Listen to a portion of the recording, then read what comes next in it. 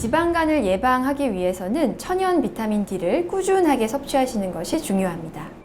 비타민 D는 간에 지방이 쉽게 쌓이게 만드는 인슐린 조절을 정상화시키고 간에 쌓인 지방을 배출시켜 지방간 억제에 도움이 된다고 한다.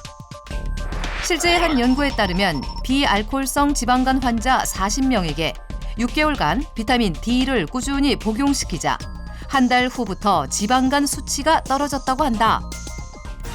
그렇다면 이 수많은 식재료 중 비타민 D를 손쉽게 채울 수 있는 식재료의 정체는? 과연 비타민 D를 채워줄 오늘의 식재료는? 찾으시는 간 건강에 좋은 식재료는 여기 있습니다.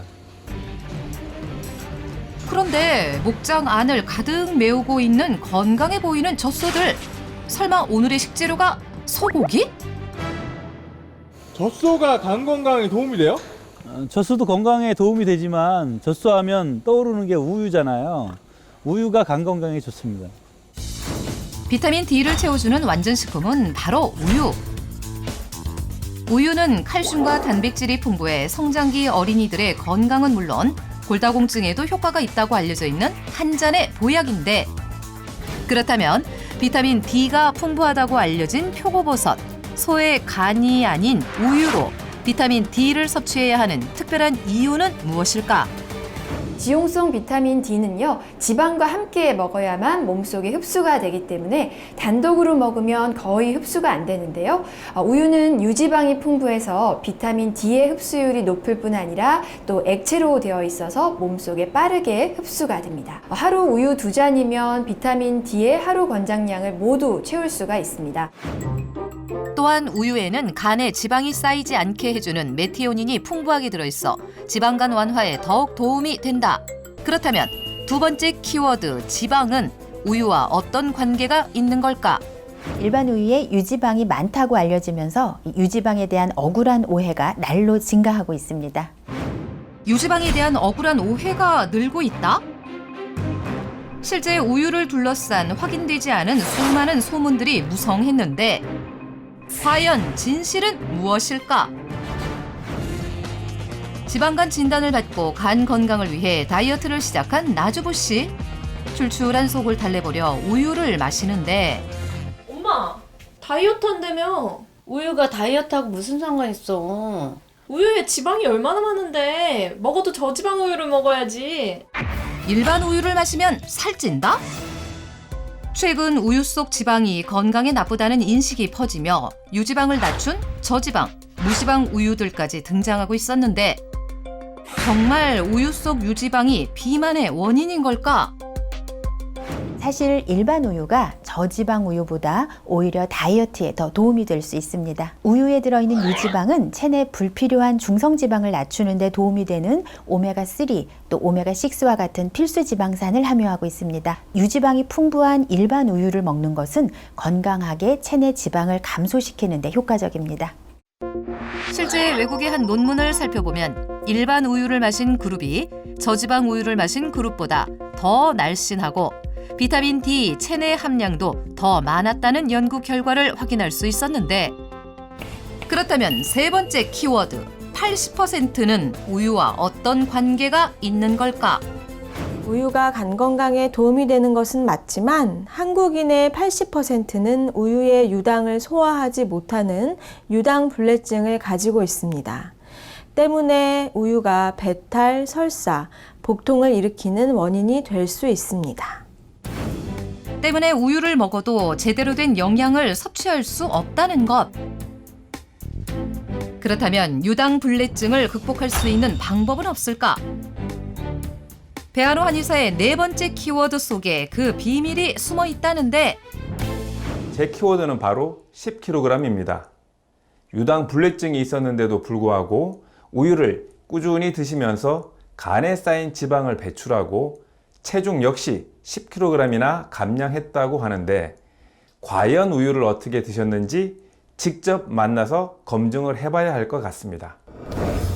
우유로 간에 쌓인 지방을 배출했다는 주인공을 찾아간 수원의 한 피트니스 센터. 그곳에서 조금은 요상한 동작으로 운동 중인 두 남자를 만날 수 있었다. 과연 오늘의 주인공은? 아니 그 청일누설에서 나온 배한호 한의사라고 하는데요.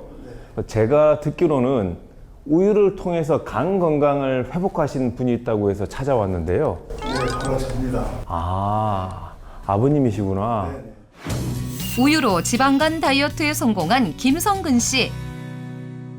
우유를 마심으로 해서 더 건강 회복도 많이 되고 그래서 아들한테 운동을 많이 배우고 있었습니다. 전에는 얼굴도 되게 검으셨고 약간 홍달기가 있으셨어요.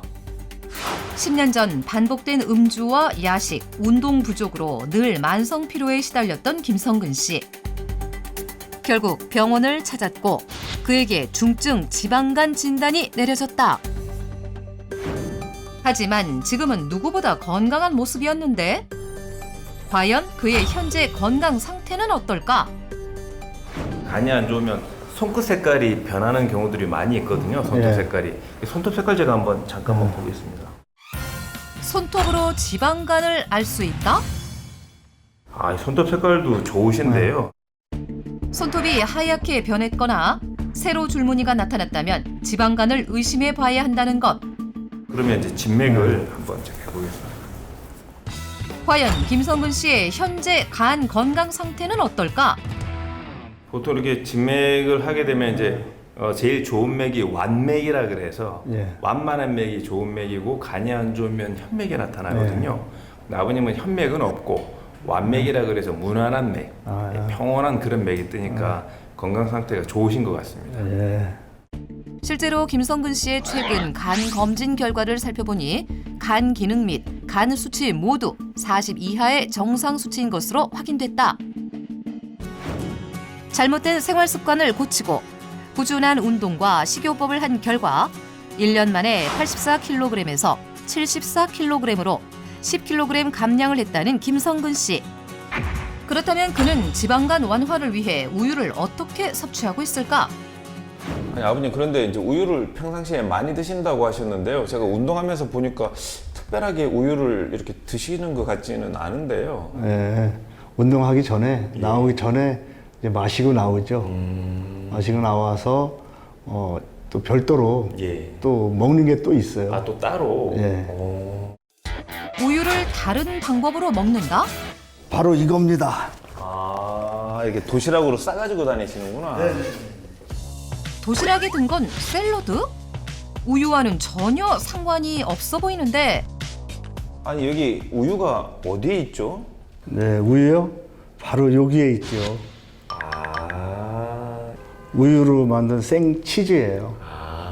치즈로 해서 우유를 드시는구나. 네네. 처음에는 맞지를 않아서 설사도 하고 우유가. 배도 아프고 이렇게 됐었는데 지금은 운동을 하면서 치즈를 먹기 시작하면서 좋아져서 싸가지고 다니면서 먹기 시작했어요.